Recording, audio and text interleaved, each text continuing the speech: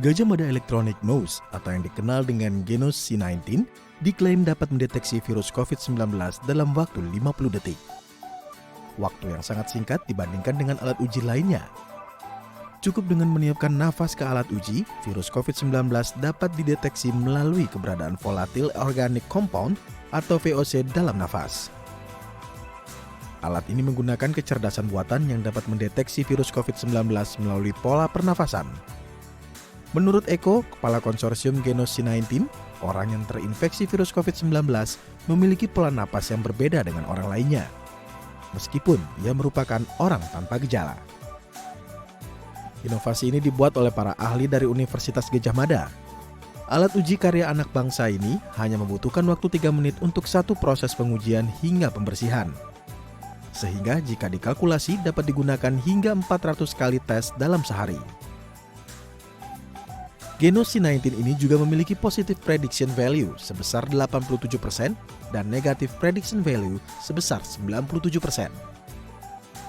Ketika seseorang terjangkit COVID, ternyata pattern, pola dari hembusan zat-zat yang dikeluarkan ketika seseorang penderita itu menghembuskan nafas itu berbeda dengan pola orang yang sehat.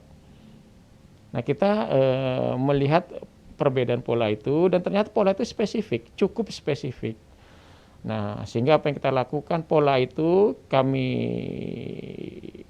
berikan ke komputer agar dia belajar.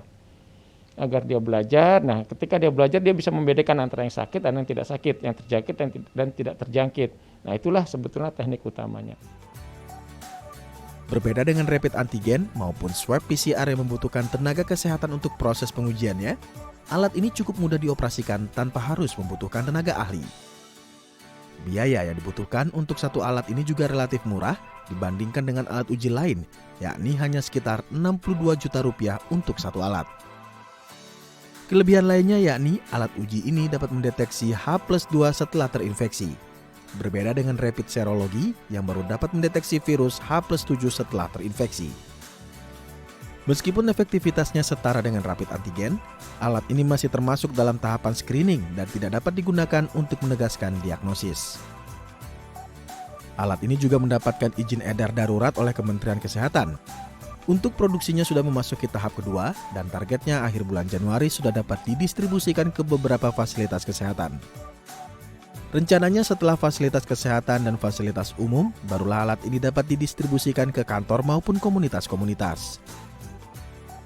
Rencana produksi kami bulan Januari akan rilis batch kedua ya. Batch kedua itu kami rilis 3.000 unit.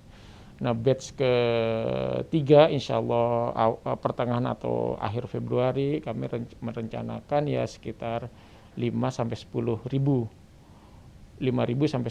unit.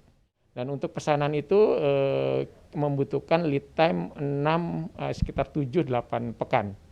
6 tergantung ada hari liburnya ya, sekitar 6 sampai 8 pekan. Nah, jadi kalau misalkan di akhir Februari diperlukan misalnya pesanan 20.000 unit, berarti kalau pesan sekarang kita akan insya Allah penuhi di akhir Februari 20.000 unit. Jadi kira-kira seperti itu. Harapannya dengan menempatkan Genos C19 di tempat-tempat umum dan rekreasi dapat menanggulangi penyebaran virus COVID-19 melalui orang tanpa gejala. Presentia, Doni Hidayat, The ITV.